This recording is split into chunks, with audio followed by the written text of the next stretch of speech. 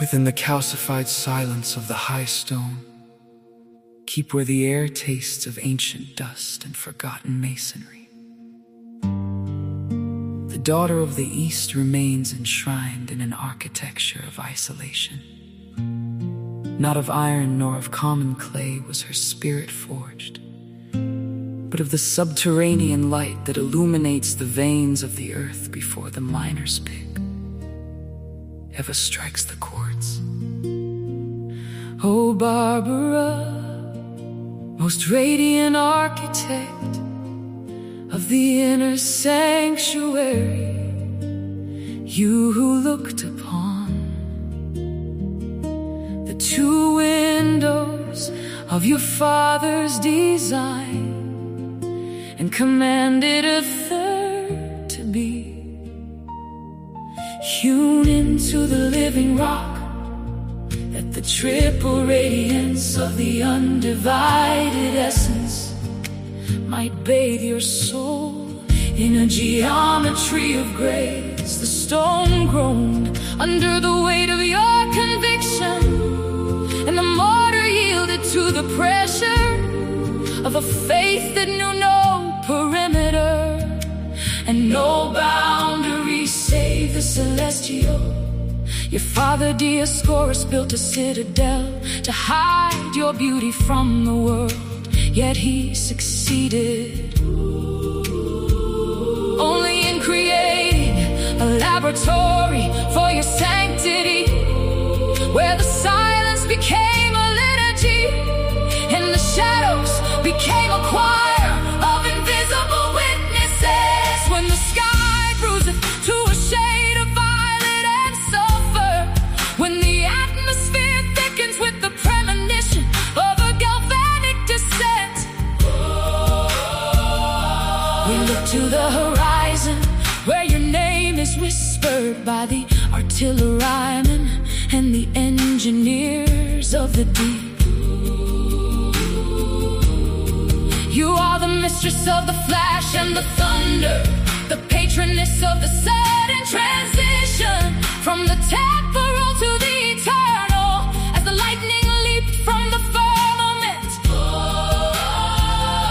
to strike the one who raised the sword against his own blood. So too does your intercession strike the calamities that threaten to overwhelm our fragile dwellings. There is a metallic tang in the air, a scent of scorched ozone and scorched earth that signals your arrival as the protectress of those who walk through fire and those who delve into the damp, dark bellies of the world, seeking the riches of the strong.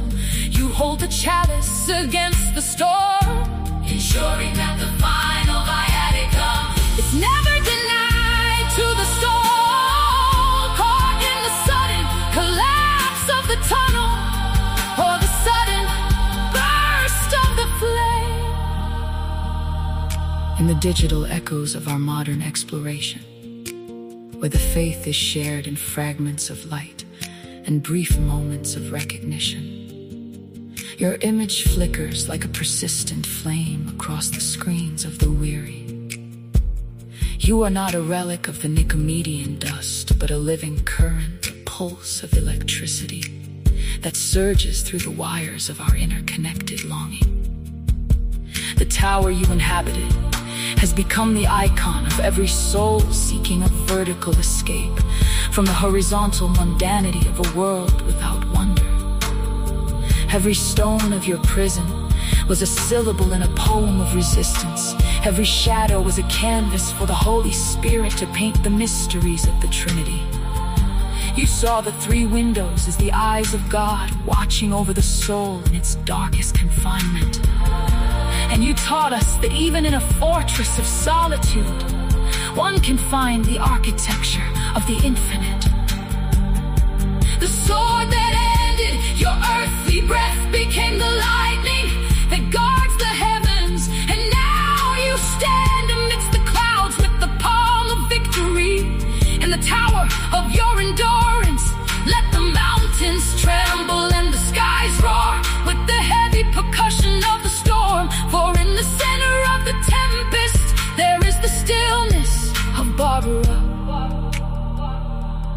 You are the armor of the miner, the shield of the smith, and the guide of the sailor, caught in the electric fury of the sea.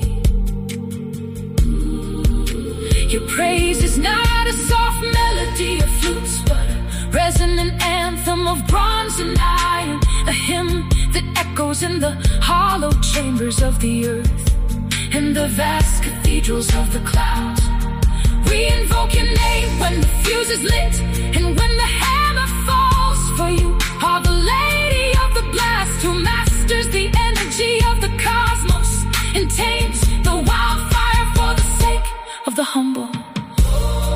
Through the corridors of history, your light travels faster than the sound of the thunder that follows it, a brilliant precursor to the divine judgment that clarifies the air. We are but explorers in a world of shadows, seeking the music of your steadfast heart in the rhythmic pounding of the rain.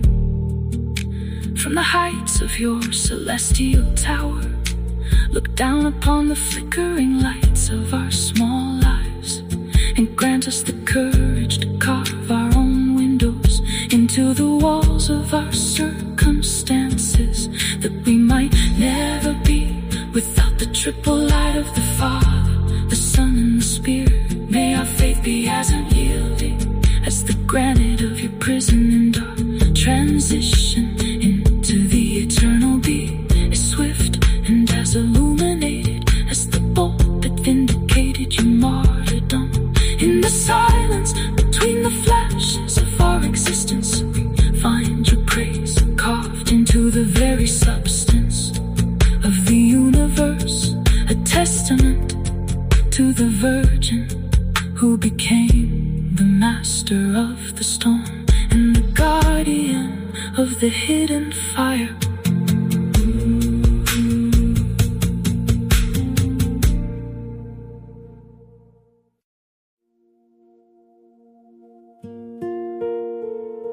The heavy bronze of the cathedral bell tolls 12 times into the biting frost of a January midnight, shaking the crystalline air where the old ghost of the past year exhales its final breath.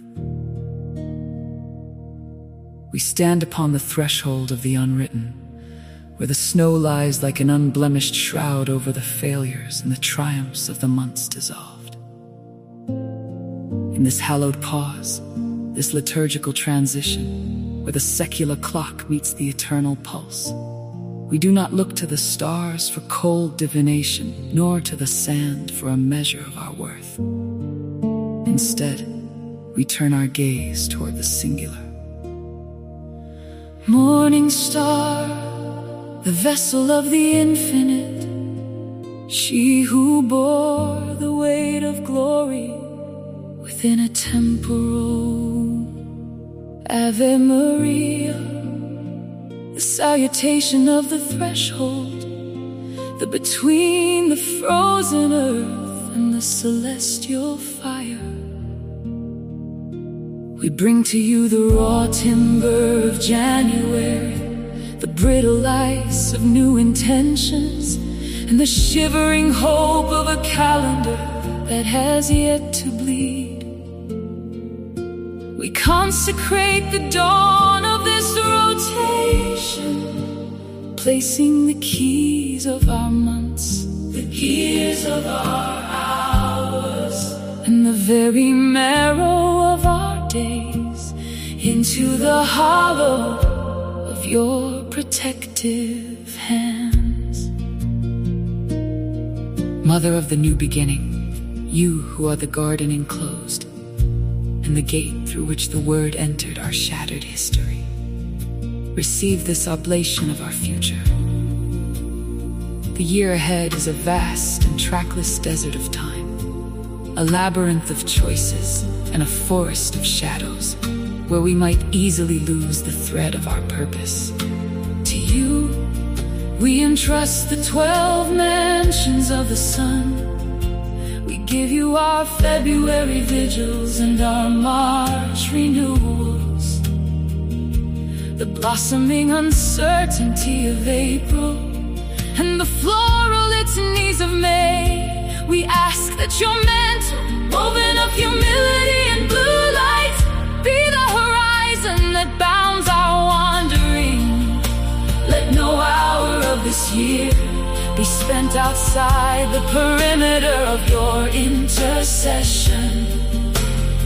If the heat of July scorches our resolve, be the cooling dew of the Paraclete. If the harvest of October finds our storehouses empty of virtue, let your abundance compensate for our poverty. We are but clay and clockwork, ticking toward an inevitable silence. Yet when we breathe your name across the frost of this new year, the gears of the world seem to turn with a more melodic grace. The worship we offer in this sanctuary of time is not a tribute to the passing of seconds, but a consecration of the human heart to the Queen of Seasons. We look at the January sky, white as a wafer and silent as the desert, and we see in its purity a reflection of your fiat. As you said yes to the overshadowing spirit, let our year be a prolonged yes to the movements of grace. We surrender the vanity of our resolutions, those brittle glass houses we build at every new year. And we ask instead for the stone-solid architecture of your faith. Entrusting this year to you is not an act of abdication, but an act of supreme alignment. We place our families, our labors, our hidden griefs, and our public joys into the treasury of your immaculate heart, knowing that what is held by you cannot be stolen by the thieving hand of time. Every sunrise of this January is a fresh page of the Magnificat, and we desire to write our lives in the ink of your virtues, avoiding the blots of pride and the smudges of despair. Tower of ivory, house of gold, the winter wind howls through the streets of the world, carrying the scent of smoke and the rumors of unrest. Yet, in this Marian worship, there is a stillness that the calendar cannot disturb. We consecrate the collective pulse of the year to your maternal care. May the months be a ladder of ascent, and may each day be a bead on a rosary of lived devotion. We entrust to you the beginning, the middle, and the end, the winter of our doubt and the spring of our awakening. As the earth tilts back toward the warmth, let our souls tilt toward the sun. You care, Ave Maria.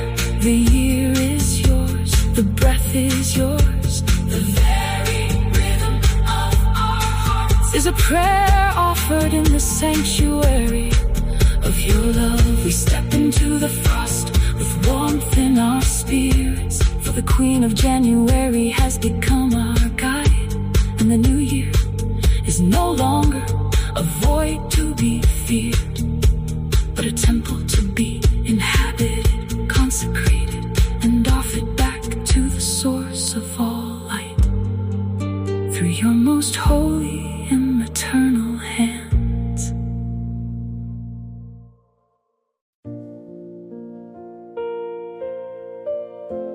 The shadows of the vaulted nave lengthen toward the altar, where the Sunday sun yields its final amber ghost to the coming dusk of 7 o'clock.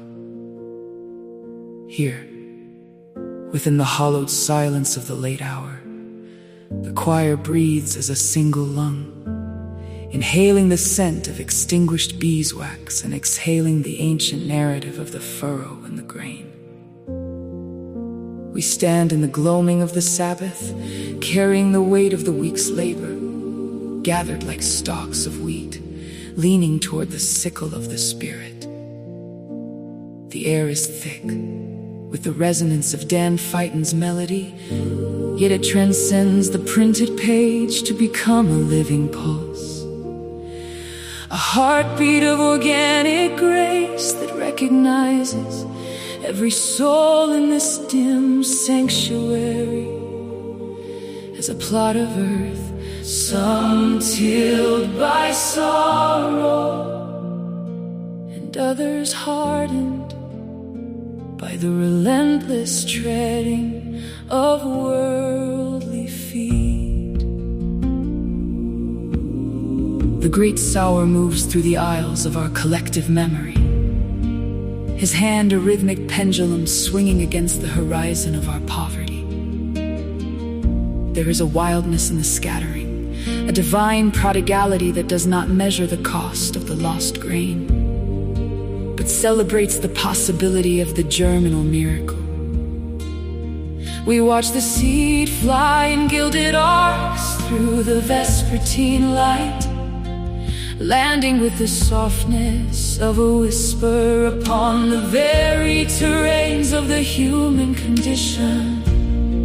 Some falls upon the callous stone of the heart that has forgotten how to weep, where the hard-packed soil rejects the intrusion of tenderness, and the winged scavengers of doubt descend to carry away the promise before it can even taste the dew. Oh, the tragedy of the path where the word lies exposed, a shallow offering for the winds of cynicism to scatter into the void.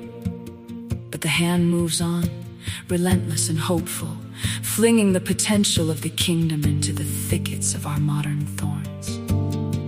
We feel the constriction of the briars, the choking grip of the anxieties that bloom at 7 p.m. on a Sunday night. The looming Monday, the debts unpaid, the clamor of the digital world that strangles the quiet sapling of faith. Yet even here, the seed struggles for a foothold, its pale roots searching for a sliver of mineral mercy amidst the tangled vines of our distraction. The choir's harmony rises like a petition against the weeds, a polyphony vine that climbs toward the clerestory windows, seeking the last vestige of the light. We sing not of a sterile garden, but of the messy, rocky, and beautiful struggle to become something that can nourish a hungry world. There is a lithic resistance in the shallow earth, where joy springs up with a sudden, frantic greenness only to wither when the noon of trial demands a deeper draught of water than the thin soil can provide. We recognize ourselves in that fleeting fervor, that Sunday evening resolution that lacks the subterranean strength to endure the Tuesday drought. And yet the composer's vision compels us deeper past the limestone shelf of our ego into the dark and damp mystery of the good ground. To be the good soil is to be broken, it is to be turned over by the plowshare of repentance until the interior dark is exposed to the sky. It is in this rich black yielding that the seed ceases to be a solitary thing and begins its slow, agonizing, and glorious transformation into the bread of life. The grain must die to its singular shell, surrendering the safety of its husk to the crushing embrace of the earth. For only in that dissolution can the harvest be born. As the choir's voices swell in the final cadence, we are no longer merely singing of a parable. We are becoming a metaphor. We are the wheat gathered from the 1,000 hills of our individual lives, brought to the threshing floor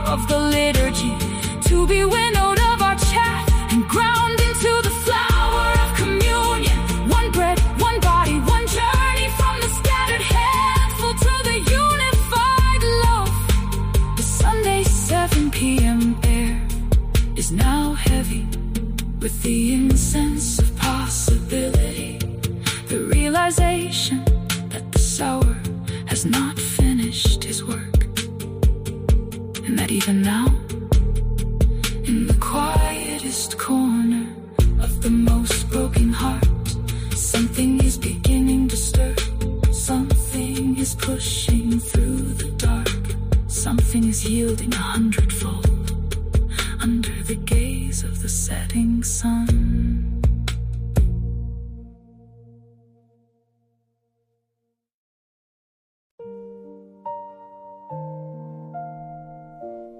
The dust of ours is not common clay, but a pulverized history of 100,000 footsteps, each treading a path of limestone and sorrow toward a wooden box that held the gravity of a world.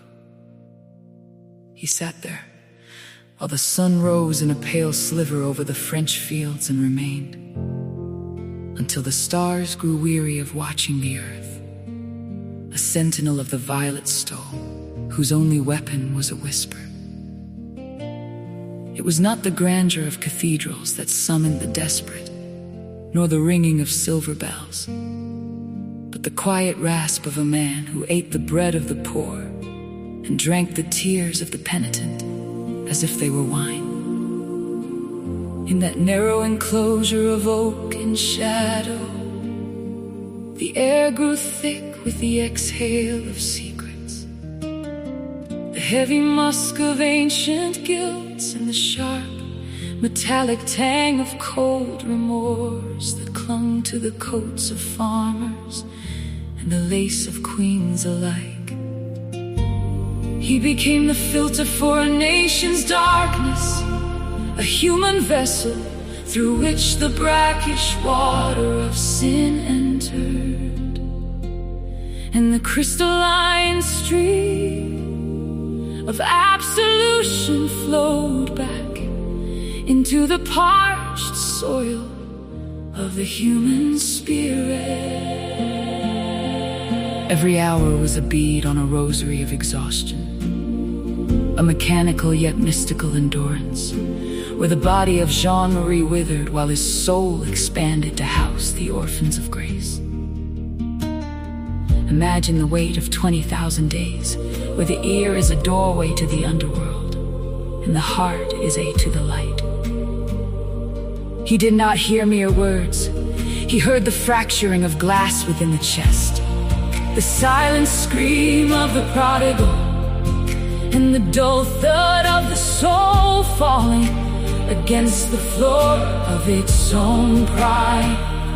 The number is a mountain, 100,000, a demographic of the broken, a census of the redeemed, each one a unique geography of pain, mapped by the trembling hand of a priest who saw the devil in the corner and God in the eyes of the weeping.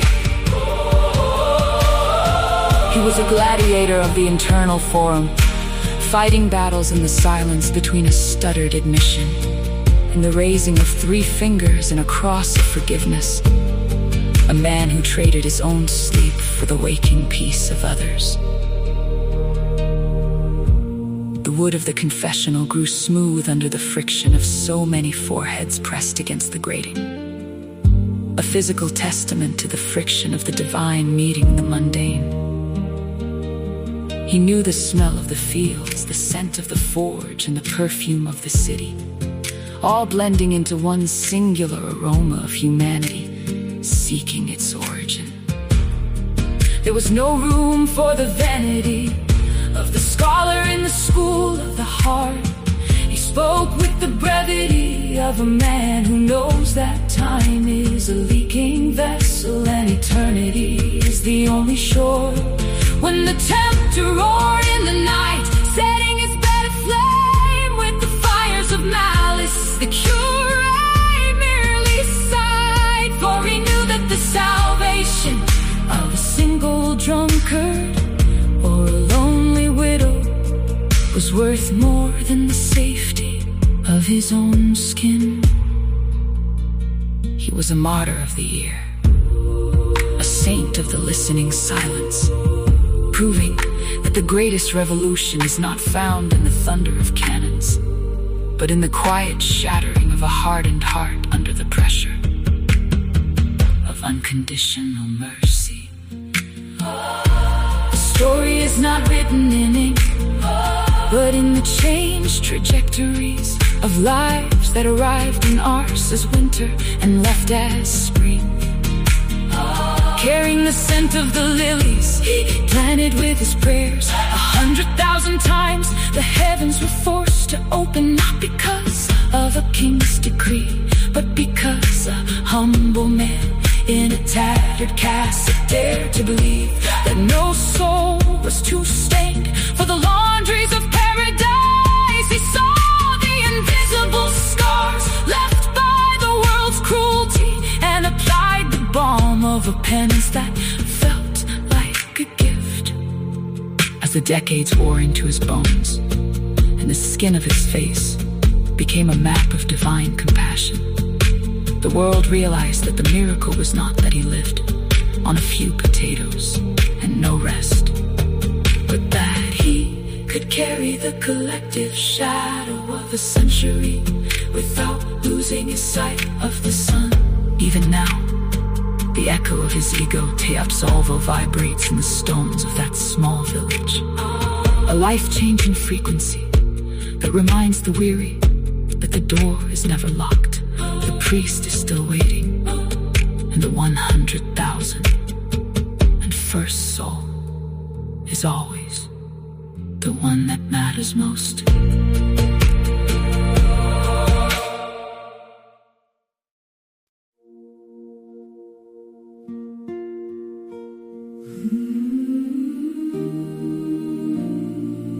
The sanctuary amber glows with the residue of a day spent in devotion, where the scent of beeswax mingles with the damp coats of those who gather in the 7 o'clock gloaming. We are the Sunday night remnant, the tired lungs and the earnest hearts, standing on the precipice of the great coming, while the city hums its indifferent anthem beyond these stone walls. Here, the score rests on music, stands like white birds awaiting flight, carrying the weight of Michael's melody and the ancient dust of the Judean wild. It is a summons that begins in the diaphragm and ends in the stars, a visceral vibration of comfort whispered first by the wind through the cedar branches, and now amplified by the collective breath of a choir that knows the exhaustion of the world.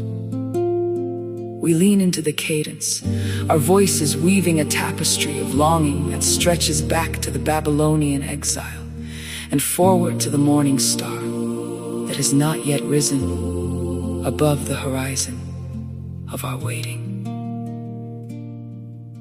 Beneath the vaulted ceiling, the command resonates to make straight a highway in the arid wastes of our own indifference, to saw down the peaks of pride and lift the sunken trenches of our despair. We sing of topography turned holy, of tectonic shifts in the spirit, where the rugged terrain of a broken life is plain smooth by a grace we cannot manufacture. The flute traces a line like a swallow over a dry creek bed, and we follow its ascent, mindful that our flesh is but grass, and our constant